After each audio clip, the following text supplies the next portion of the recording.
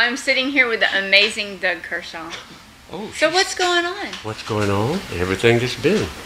Everything It's that's still going. Yeah, everything, man. Like I'm recording that. No, November. We already cut some tracks, and I'm writing songs. And my wife throws me out of the house. Just normal things. That's good material, right? But I can't write about that, but it's human. It sure is human. What with the Bayou Boys reunion? What do you think about that? Oh, I like that, yeah.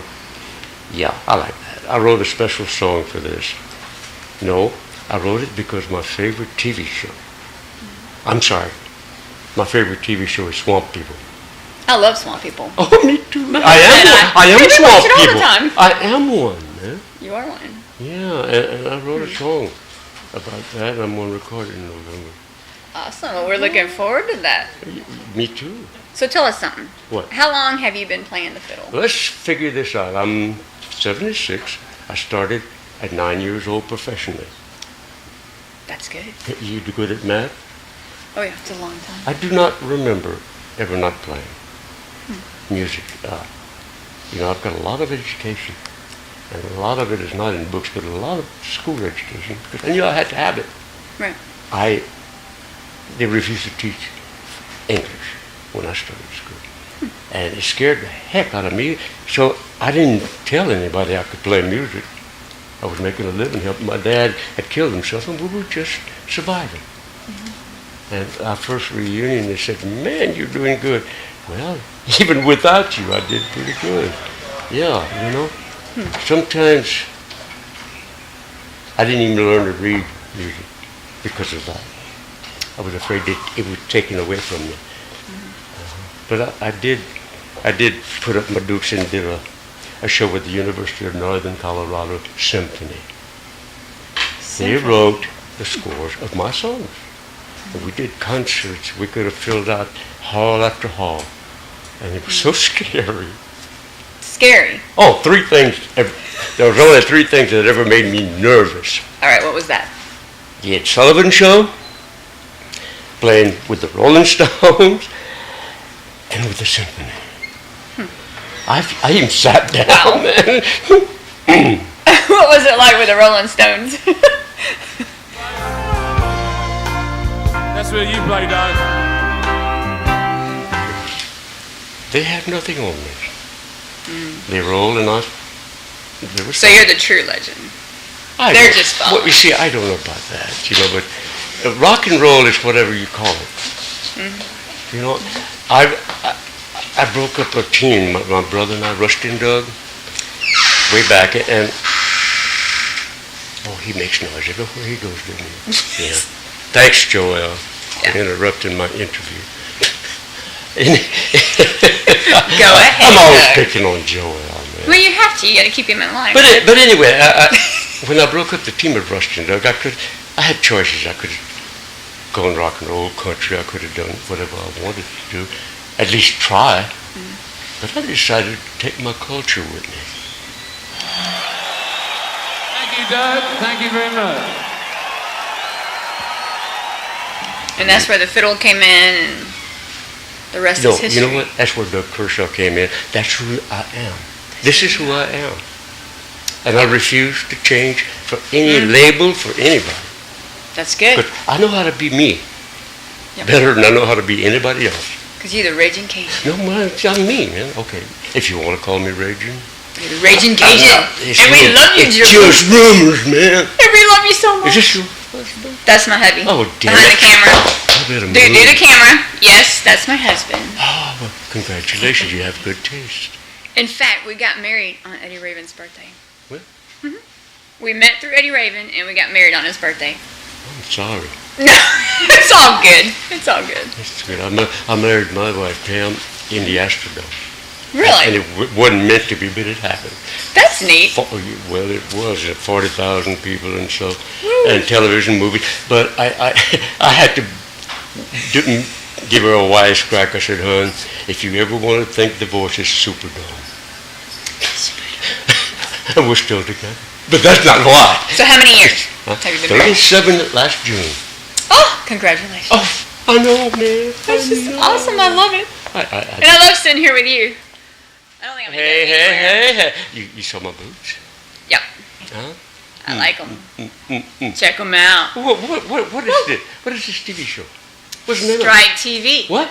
Video Country, Strike TV. Country music videos, 24/7. I heard that. Yeah, you gotta 24/7 country music video. You want to say it again? Country music, Video. 24/7. Video Country. Hello. And we'll see you on there, Faites volontiers. Mr. Doug Kershaw. Monsieur. Thanks for watching. You're only blind, I still love you. Even though it is all over now. You have broken my heart. You have broken the rules. You have broken your vows. You're blind. And I keep taking on my legs. I can knock my legs. Don't buy you all is young. You're blind.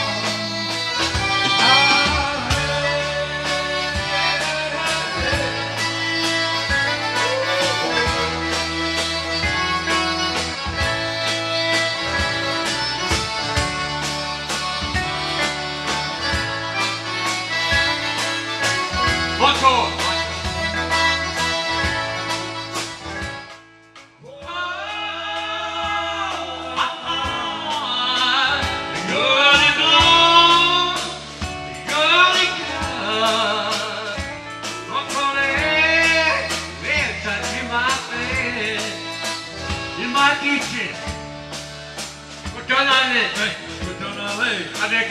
Avec un sailor.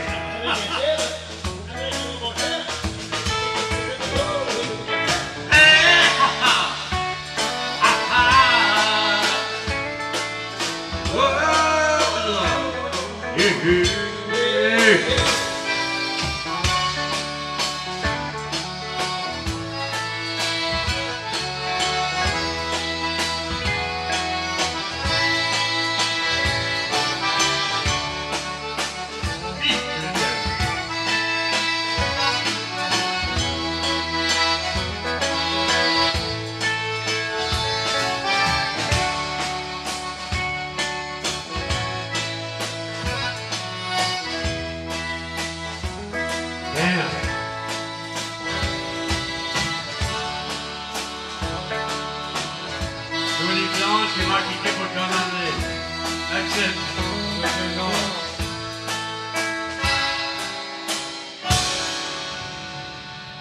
Shit.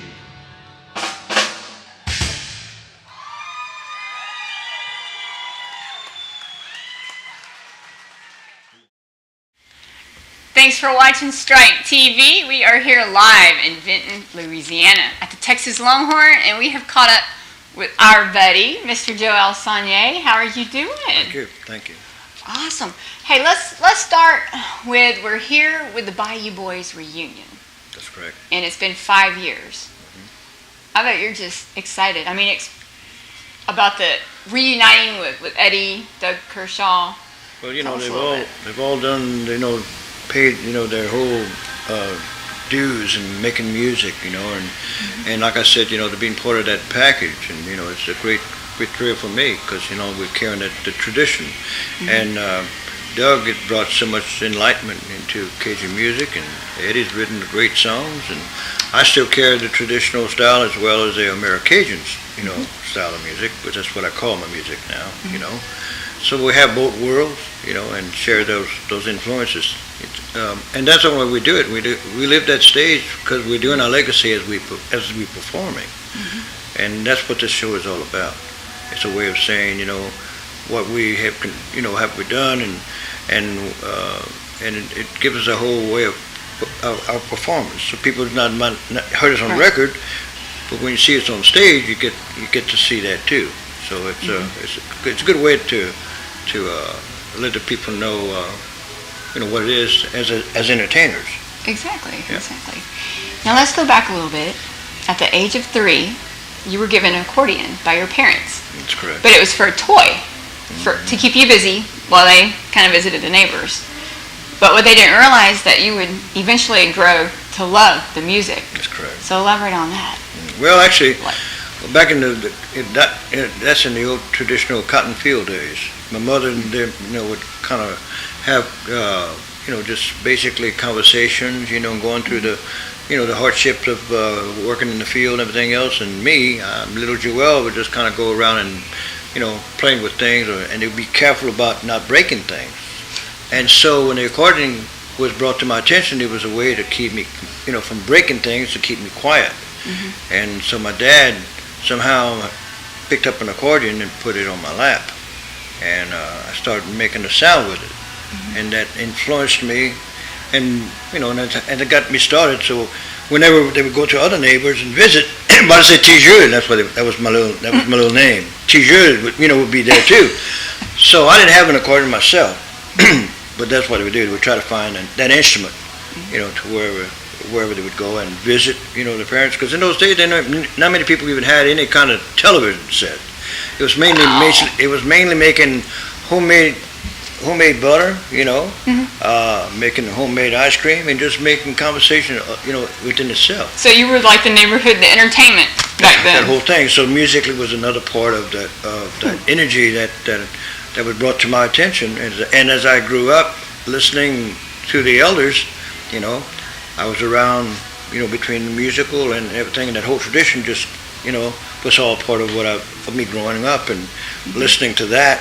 That's what got me going and bringing that accordion, and but I didn't have my own. That was basically they had to go and borrow one, until I finally got, my daddy finally got an accordion for me. Oh, that's neat.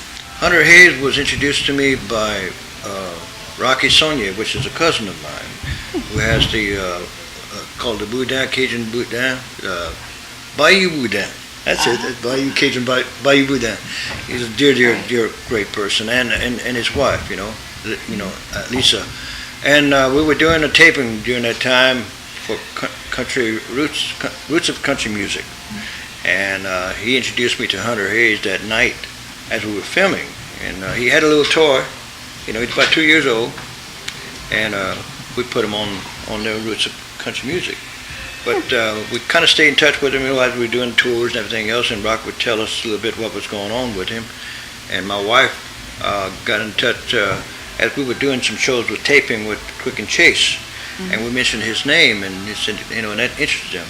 Right. So we got him started from there, and the next thing we knew, we started doing videos. We brought him doing things with Eddie and myself.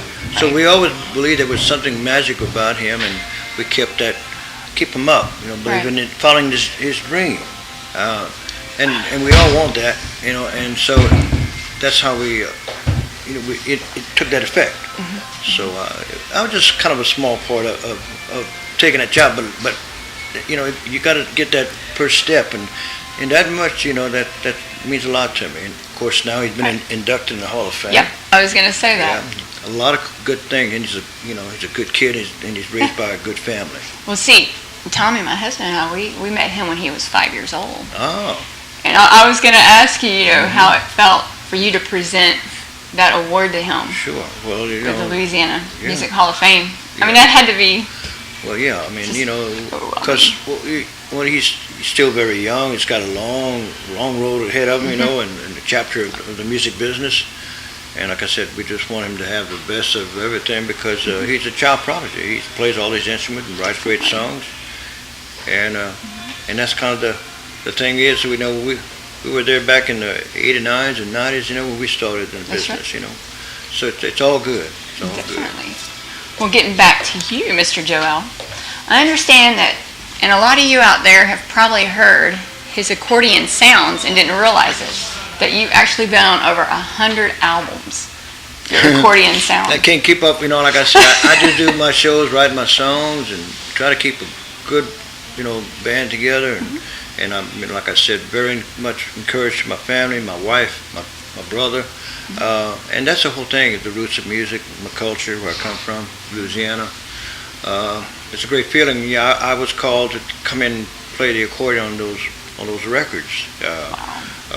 The first artist that I can remember is Johnny Cash. He was the first one that opened that door for me.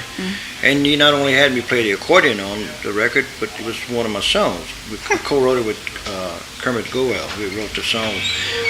We're thinking about jambalaya, and all of a sudden, and we came up with the thought about, where I was raised, and and that kind of thing. And Cajun Born came about, and so we wrote Cajun Born, and that was brought to Johnny Cash's attention, and he brought me in the studio, and you can hear him on the record. Said, "Play pretty, Joel," and that's it. The rest is history. Wow. Yeah.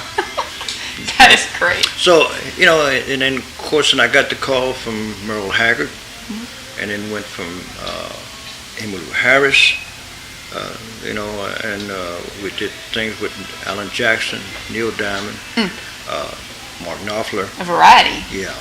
So that sound is out there, but it was mainly to kind of show that accordion had, had other areas that it could go.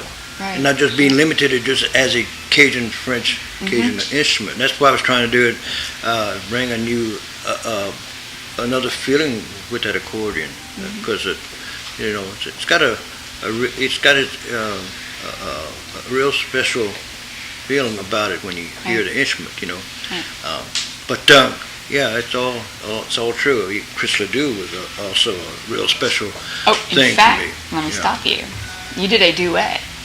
I believe it was the last album that Chris Ledoux did. Yeah. Wow. Yeah. That is just, tell us a little bit about that. Well, Chris was influenced by Cajun music. He loved Cajun music. He just never had a chance to ever do a French Cajun song. He recorded, his own music, great songs, but he's always wanted to record a Cajun song. And he heard it through jukeboxes back then. And he remembered his one song, Drop Mon Chapeau. And, as soon as I heard that, I recognized the song. But I never dreamed that he actually would ask me not only just play the accordion on the record, but to sing with him. So what's that mean? What you just said? Catch My Hat. Catch My Hat. Okay. There now. So there's a whole new beginning there. People that listen to our music that we know we thought people forget Oh no, we cannot forget Joel. In So- fact, we are looking so forward to the show tonight. Thank you so much. Because And I appreciate the opportunity. yeah, we Hanging out with you. I was telling somebody, I said, what kind of show you expect to have? I said, our show is our legacy. That's what we have to give. It's who we are, and what we do musically is what we have, to give. That's right. You see, That's right. and Music's everything. it's, It's a way of life now. yeah, but it's earthy. When Doug does Louisiana Man, he's lived it. We know he's a Louisiana That's man. right.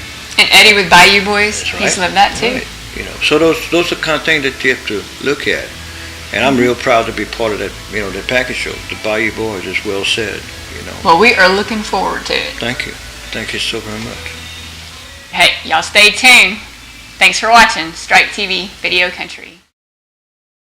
Hey, thanks for watching Backstage Access right here on Strike TV. Stay tuned. Angela striking up a conversation with Eddie Raven. Don't you go anywhere.